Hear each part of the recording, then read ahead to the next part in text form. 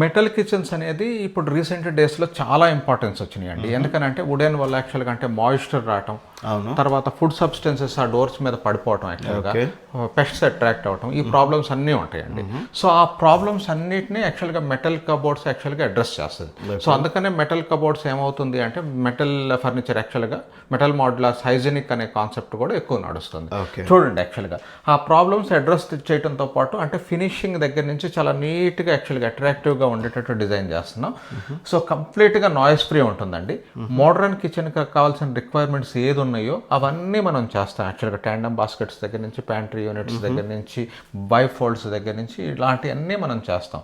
So కస్టమర్కి యాక్చువల్గా మన కిచెన్ చూడగానే మా కిచెన్ చాలా బాగుంది, చాలా బాగా చేస్తున్నారు అనే ఫీలింగ్ వచ్చేస్తుంది. సో ఒకసారి చూపియండి సార్. ఇదిగోండి, ఇవి చూడండి, యాక్చువల్గా ట్యాండమ్ బాస్కెట్స్ అండి. అంటే మనం తాళీ హోల్డర్స్ దగ్గర నుంచి అన్ని యాక్చువల్గా కట్లరీ పెట్టుకునేది యాక్చువల్గా.